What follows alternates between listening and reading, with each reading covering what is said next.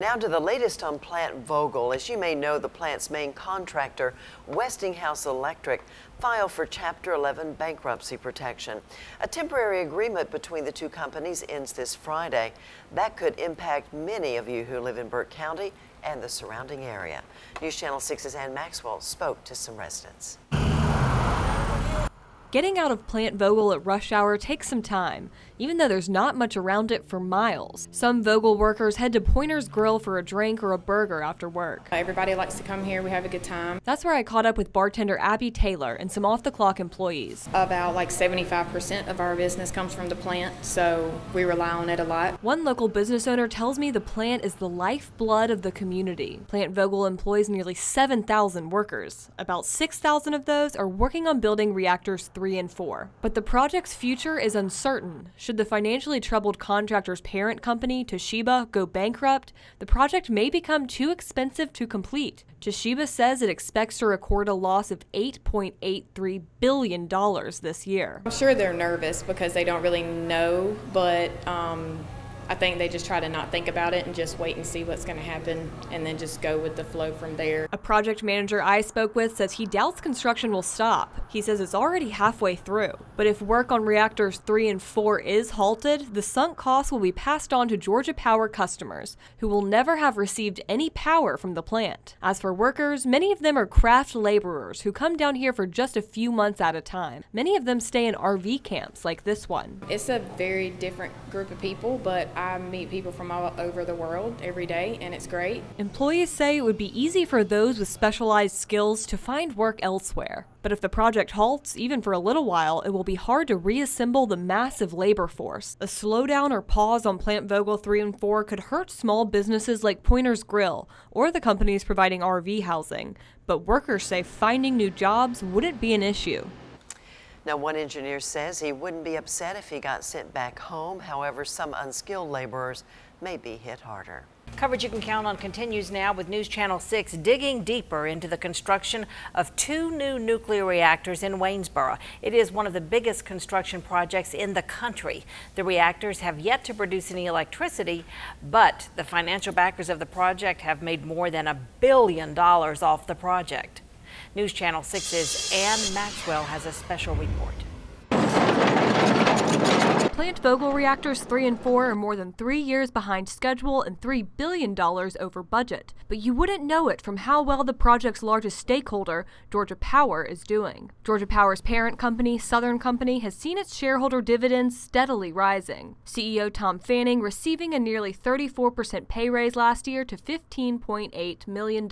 So how is the company coming out on top despite an upside-down project? It turns out the costs are being passed on to you, the customer, each month in your Georgia Power bill. Have you seen this line item on your bill, nuclear construction cost recovery?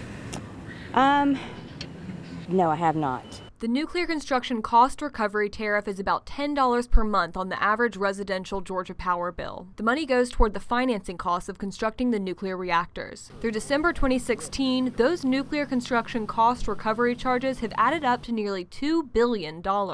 Some of that money collected goes toward Georgia Power's profit, even though the project's costs keep rising and its completion date drags on. Vogtle reactors 3 and 4 have not produced enough electricity to light a single light bulb, yet the company has already made a hefty profit off the project. In a public report, Georgia Power discloses that its shareholders and financiers have made $1.15 billion from that fee. That's money customers are paying now for power they're expected to receive in the future. It would be like saying, you go to the grocery store and you pay for groceries that are, this is an essential service. So it is very much like going to the grocery store and say, well, we're going to charge you $100 for the groceries you got today. We're going to charge you another $10 for groceries that you might get 10 or 20 years from now if you still live here and if we ever finally deliver those groceries. Ratepayers have also paid $637 million in income taxes on those profits. I didn't realize, this thing is going back as a profit, so which I don't know, is it legal? It is legal because of the Georgia Nuclear Energy Financing Act, which passed in 2009. It allows utilities to collect the financing costs of nuclear power plants before the plant is complete. The shareholders and the Georgia Power itself have gotten a law written where the ratepayers are put on the hook. So every time their cost increases, the company is going to recoup all those cost increases plus a profit on top of it. Now, 5 years into construction of Plant Vogtle reactors 3 and 4, its main contractor, Westinghouse, has filed for bankruptcy. Georgia Power and the project's other owners are now reassessing whether construction should continue. Is discontinuing construction on one or both of these reactors a possibility? Everything is on the table at this point, but again, we can't speculate on what we will do at this point. So what does Georgia Power have to say? I spoke with the representative and he says collecting financing costs during construction actually saves customers money by reducing financing costs overall. I asked him whether customers would get their money back if construction ends. He says that's something the company would have to work out with the Public Service Commission. In the studio, Ann Maxwell, WJBF, News Channel 6. Georgia Power and other stakeholders are currently working on an analysis of how much it will cost to finish the project. Once that happens, we should have a much better idea of the future of that project. Well, Plant Vogtle has been a part of this area for more than 30 years. Located in northern Burke County, about 35 miles south of downtown Augusta, 20 miles east of Waynesboro. The first reactor was commissioned in 1987, the second in 1989. Construction on Unit 3 began back in March of 2013. It was supposed to be finished by 2016. Unit 4 cranked up in November of 2013 construction-wise, and they were supposed to wrap that one up this year. 2 nuclear reactors that were abandoned mid-construction at South Carolina's VC Summer nuclear plant were identical to the 2 going up at Plant Vogtle. But the Vogtle construction continues. News Channel 6's Ann Maxwell investigating why Georgia Power chose to go forward with the project and the impact that decision has on customers' power bills. It's a News Channel 6 special report. It's the current that keeps the lights on and powers our lives. And for more than 2 million households in Georgia, that current comes from Georgia Power. The company has thrown its weight behind nuclear energy. It is investing billions of its customers' dollars in 2 new reactors at Plant Vogtle. South Carolina Electric and Gas made the same bet on nuclear energy, but that's a gamble that won't see a reward. For the past 9 years, customers have been paying to build the VC Summer plant, but now the project is dead. The owners said it was just too expensive to continue. Now, the companies behind the project, SCANA and Santee Cooper, are in hot water. SCANA is under criminal investigation.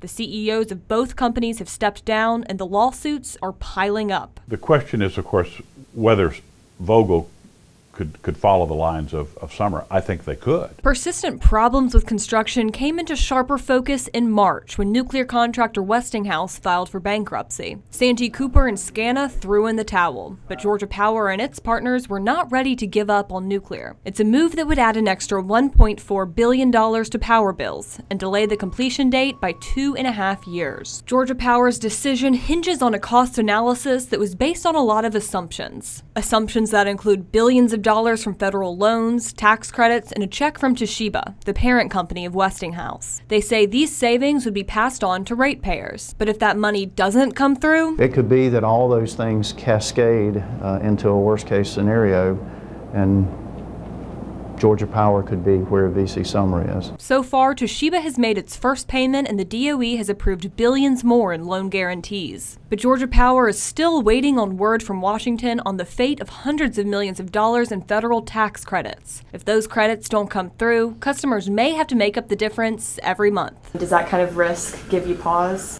There is risk. There was risk when this commission decided a decade ago to go forward with this project. It's not without risk. And that's one thing that this commission has to weigh between now and February to determine, is the benefit of this next generation of nuclear power worth that risk? The financial risk of nuclear power is a lot lower in Georgia. Georgia Power has nearly 3 times the number of customers as SCANA, so more people share the financial burden. The population of Metro Atlanta equals essentially the population of South Carolina. Both reactor projects have faced the same hurdles, but Georgia Power has been more transparent with its challenges. The public can keep up with construction through semi-annual reports and hearings as mandated by state law. In South Carolina, that wasn't the case. Based on my reading of what's been filed by Georgia Power, It's a bit more detailed and robust and a little bit easier to understand than typical filings by South Carolina Electric and Gas. Now, the ball is in the Public Service Commission's court. In this report, Georgia Power challenges the commission to halt work on the project if they think the assumptions don't cut it. But I believe that this commission is also favorable toward continuing this plant as long as everything comes into place. But even if the thousands of workers in Waynesboro are sent packing, Georgia Power customers will pick up the tab for the $3 million a day construction project. That provision is part of a law that went on the books in 2009. I think over these next 2 to 4 to 6 years, I think it's going to be real important for the commission and the legislature to do its job and really monitor what's going on, because there's still a lot of unknowns. Hearings for the plant begin on November 6th. The commission will make the decision on whether to approve the recommendations in February. The staff of state regulators now asking for Georgia Power to take responsibility for cost overruns at Plant Vogtle. You know, NewsChannel 6 first exposed that construction on the plant has allowed the company's shareholders and financial backers to make more than $1 billion in profit on a construction project that's so over budget. Now analysts are asking the company share more of the financial risks with its customers or just pull the plug. NewsChannel 6's Ann Maxwell with a developing story tonight.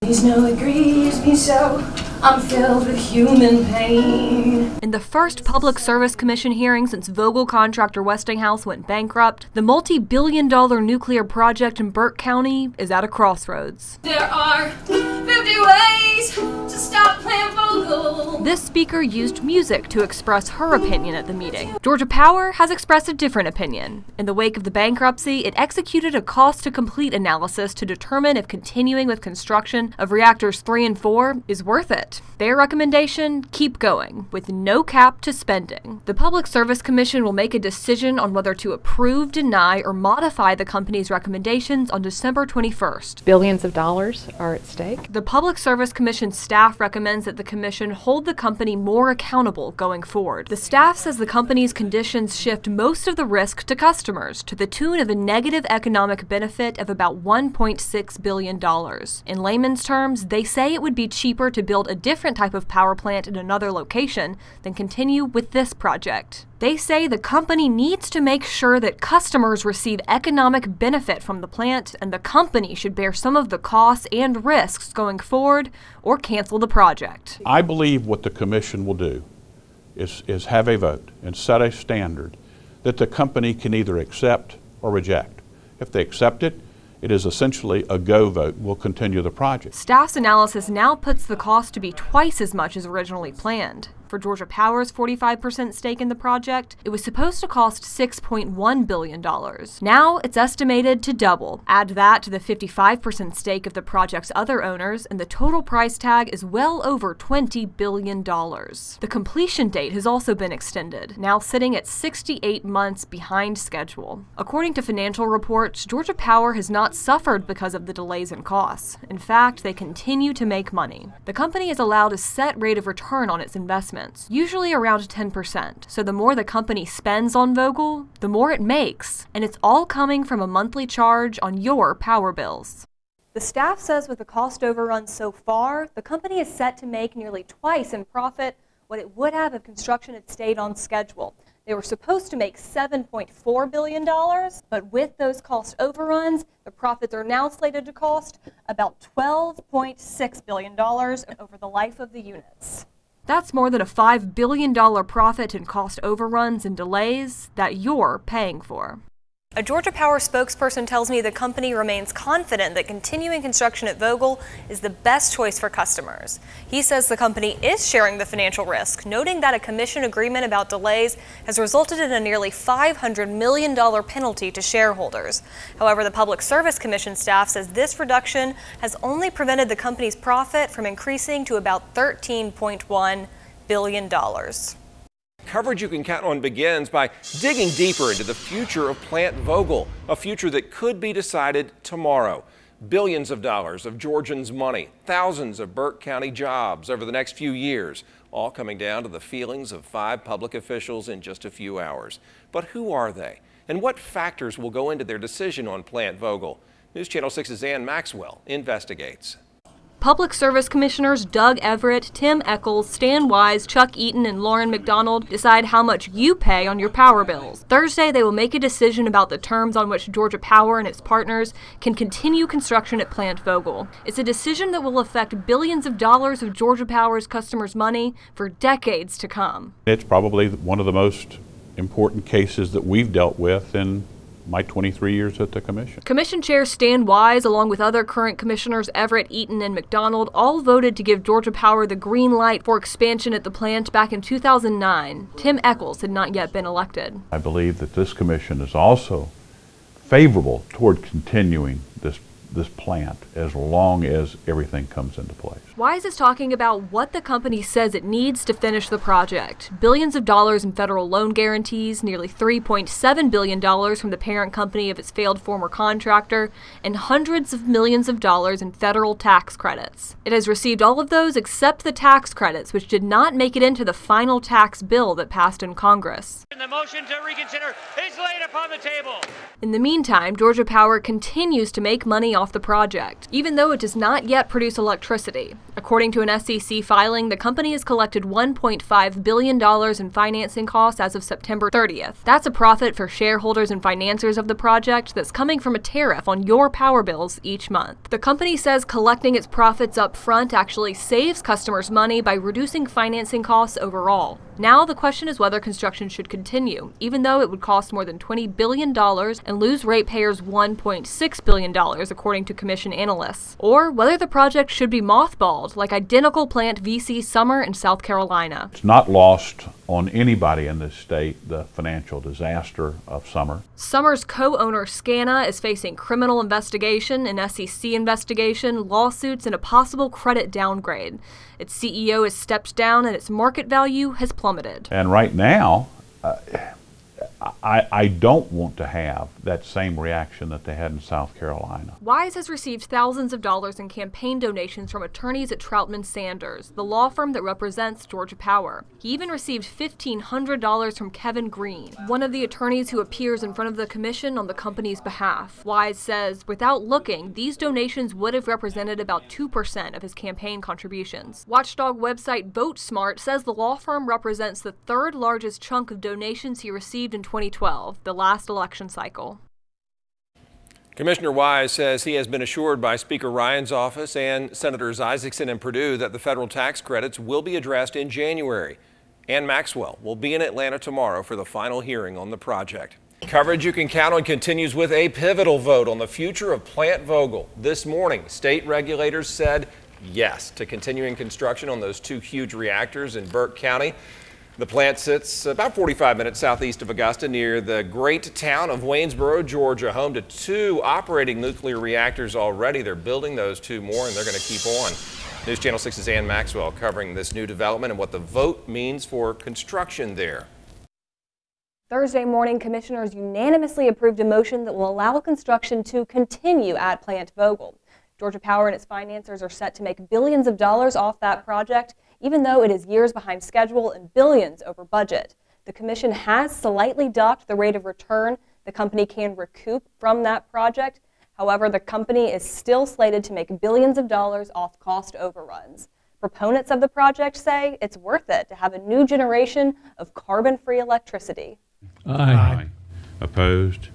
That's unanimous. Just like that, construction at Plant Vogtle is moving forward. The Public Service Commission says yes to Commissioner Tim Echols' 16-part motion that states Vogtle Units 3 and 4 should be completed. Georgia Power's attorney immediately accepted the new terms set by the Commission. It's the Commission's job to make sure this project, among others, balances the interests of utilities and the state as a whole. I certainly believe that the Commission did reach a fair balance, that there were takeaways from the company. The commission voted to dock the allotted profit Georgia Power can recoup from money they invest in the project. That's your money they're investing, collected from your power bill each month. Going forward, the company's rate of return on Vogtle construction will be docked from 10% to 8.3% starting in 2020, and then to 5.3% in 2021. However, the motion makes it clear that there is no cap for spending on the more than $20 billion project. If this project goes forward, with a blank check,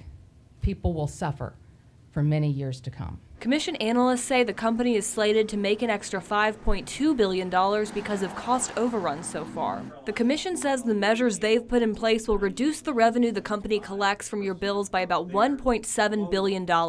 It's not clear how much of that is profit. The commissioners also voted to give customers 3 $25 credits on their bills over 2018. The average Georgia Power customer has paid about $100 a year for the project for several years. That rate is expected to increase when the reactors go online.